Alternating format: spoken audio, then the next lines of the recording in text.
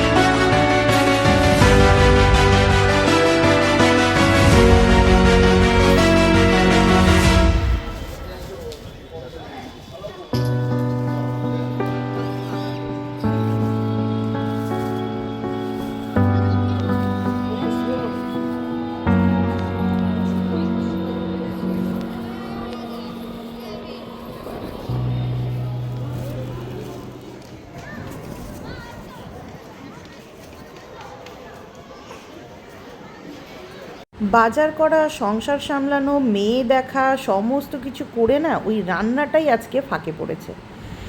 অলিরানিকে বাড়িতে নিয়ে এসে না ইচ্ছেই করছিল না তখন আর স্পেশাল কিছু রান্না করি। তো সেই কারণে আর দিনের বেলাতে জাস্ট মাছ ভাজা, ডাল, ভাত আর একটা ওই উচ্ছে সেদ্ধ, এই দিয়েই খাওয়া হয়েছিল। এখন রাত্রি বাজে হচ্ছে 8টা। আজকে হচ্ছে রবিবারের স্পেশাল মেনু। এখন বানাচ্ছি হচ্ছে ইলিশ বিরিয়ানি। ইলিশ মাছটা ফ্রিজেই ছিল, সেই বুধবার না বৃহস্পতিবার মিস্টার দাস এনেছিল, আর আজকে আমি কাতলা মাছ এনেছিলাম। তো মা যেহেতু ইলিশ মাছ খাবে না, মানে অনেক দিনের, তো বিরিয়ানিটাই দেবো কিনা ভাবছিলাম। তারপরে ঘরে বানাবো তো, আর খুব একটা মশলা আমি আজকে বিরিয়ানির মধ্যে ইউজ করব না, তো সেই কারণেই আর কি কাতলা মাছ দিয়ে মাকে দেবো। তো এইদিকে আমি মাছটাকে ম্যারিনেট করে দিলাম। এদিকে এটা এখন 15 থেকে 20 মিনিট অবধি ম্যারিনেশনে থাকবে, আর ওই দিকে আমি এখন ভাতটা বসাবো। তো চলুন চালটাকে একে রেডি করি।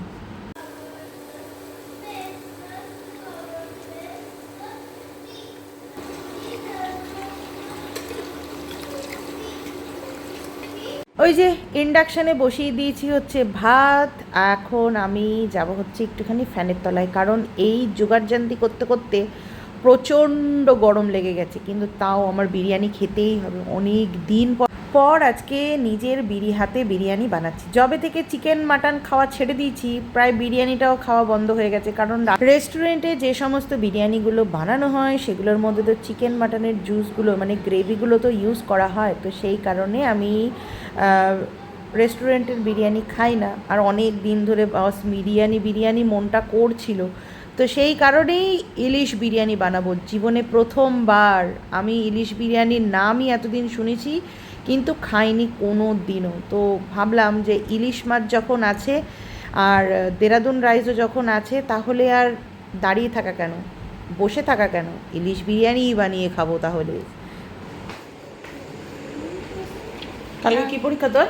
সায়েন্স। হয়েছে? হ্যাঁ, স্পেলিংয়ে তো মা সরস্বতী। স্পেলিংগুলো আর দেখ, একটু দেখ রে বাপ আমার, একটু স্পেলিংগুলো দেখ। দেখছি তো সেটাই। রাতে কি খাবি? ইলিশ মাছের বিরিয়ানি। কি ইলিশ মাছের বিরিয়ানি। কি? ইলিশ মাছের বিরিয়ানি। বাবা, মুখে আর হাসি ধরছে না, মনে আর আনন্দ কুলাচ্ছে না। যদিও তোকে ইলিশ মাছ আমি দেবো না। জানি। কেন দেবো না? পরীক্ষা আছে বলে। পরীক্ষা আছে, পরীক্ষার সাথে ইলিশ মাছের কি সম্পর্ক? পেটে ব্যথা করবে সেটাই। তো আমার এখন ভাত হচ্ছে, সব কিছু ডান, এখন শুধু ভাতটা হয়ে গেলে পরে ওটাকে দমে দিলে পরে হয়ে যাবে। তো আজকে ইলিশ মাছের বিরিয়ানি হচ্ছে আমাদের রাতের ডিনারে। লাঞ্চেই করব ভেবেছিলাম, কিন্তু বাজার ঘাট সমস্ত কিছু করে অলিরানিকে নিয়ে এসে আমার আর ইচ্ছে করছিল না যে বিরিয়ানি বানাই। তো তখন যদি বিরিয়ানিটা করতাম না, একদম থার্ড ক্লাস হতো, একদম থার্ড ক্লাস, মানে ভিডিওটাও থার্ড ক্লাস হতো, বিরিয়ানিটা তো থার্ড ক্লাস হতো।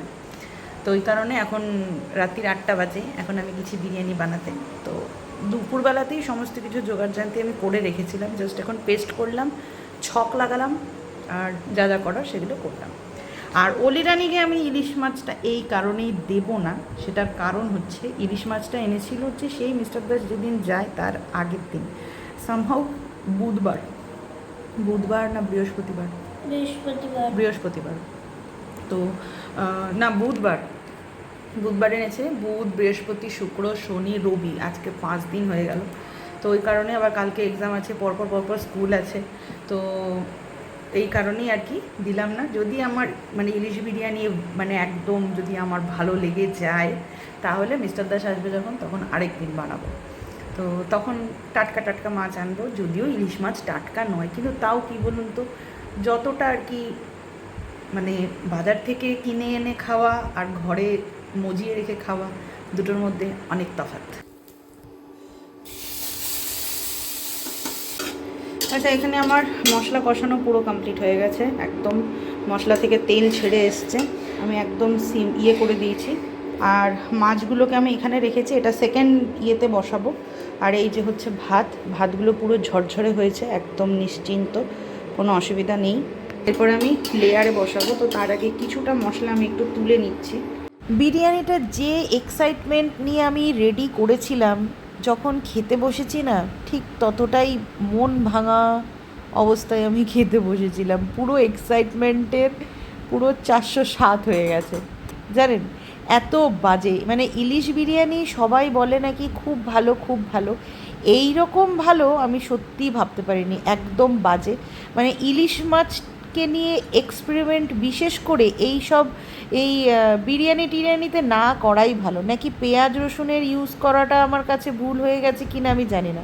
যে কটা ভিডিও দেখেছি আমি, সব কটা ভিডিওতেই বিরিয়ানি মশলা, পেঁয়াজ রসুন সমস্ত কিছুর ব্যবহার ছিল বলেই আমি দিয়েছি। তো এতে হয়েছে কি, ইলিশের যে টেস্ট, সেই টেস্টটা মাছ থেকে উধাও হয়ে গেছে, মানে ইলিশের কোনো গন্ধ ছিল না। হ্যাঁ, বিরিয়ানি মশলা পড়েছে, পেঁয়াজ রসুন সমস্ত কিছু পড়েছে, তো সেক্ষেত্রে বিরিয়ানির ফ্লেভারটা খুবই ভালো এসছিল, কিন্তু ইলিশ মাছের নিজস্ব গন্ধ নষ্ট। আচ্ছা, এখানে আমি এটাকে পুরো একদম রেডি করে দিয়েছি। এবার এটাকে শুধু এদিকে জল গরমও বসিয়ে দিয়েছি, আমি জলে ভাপাতে দেবো। কারণ কি প্রত্যেকবার আমি ওই আগুনের ওপরে দিই। খেয়ে নে না, ওটা কলাটা খেয়ে নে, ঠাকুর ঘরের দরজাটা দিয়ে দে, আর আসনটা ফোল্ড করে ইয়েতে দরজার ওপরে দিয়ে দে।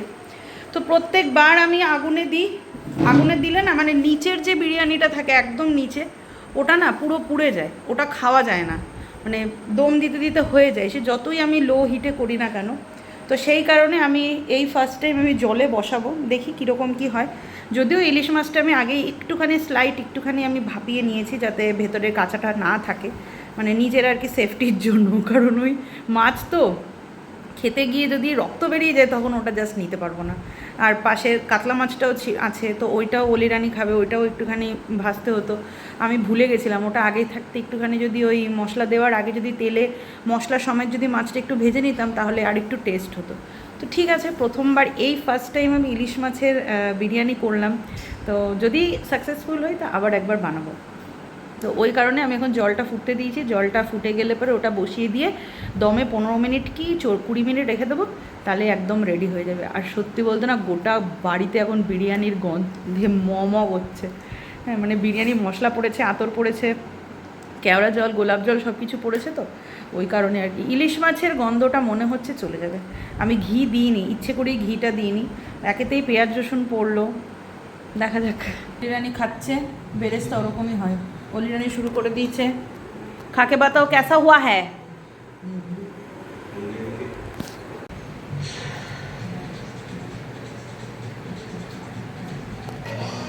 ওকে, আমরা বসে গেছি খেতে। দুই পৃথিবী আমাকে এখানে কপিরাইট ক্লেম দিয়ে দেবে, তো সেই কারণে আমাকে এখানে ভয়েস দিতে হচ্ছে। যেটাই বলেছিলাম আর কি, ইলিশের নিজস্ব গন্ধ নষ্ট হয়ে গেছে, তো পেঁয়াজ রসুন ছাড়া আরেকবার আমি বানিয়ে দেখব, তাহলে বুঝতে পারবো যে আমার ভুলটা কোথায় হয়েছে, যে পেঁয়াজ রসুন দিয়ে করেছি বলে সেই কারণে, নাকি ইলিশ মাছের বিরিয়ানি মানে ইলিশ নিয়ে কোনো এক্সপেরিমেন্ট না করাই ভালো। ইলিশের সর্ষে, ইলিশের ভাপা, ইলিশের ঝোল, এইগুলো নিয়েই মনে সন্তুষ্ট থাকতে হবে কি না। তো আপাতত আজকেরটা ওই 10-এর মধ্যে আমি 7 দেব, এই রকম। মানে অ্যাভারেজ আর কি, খুবও বিশাল ভালো হয়নি, আবার খুব খারাপও হয়নি, মানে খাওয়া যাবে। তো চলুন, আজকের জন্য ভিডিওটা এই অবধিই রাখছি। আর ইলিশ মাছের পুরো রেসিপিটা আমি শর্টসে দেবো, তো ওই কারণেই আমি এখানে দিলাম না। তো আজ আসি, কালকের ভিডিওতে দেখা হবে। ভালো থাকবেন, সুস্থ থাকবেন, সবাইকে ভালো রাখবেন, টাটা।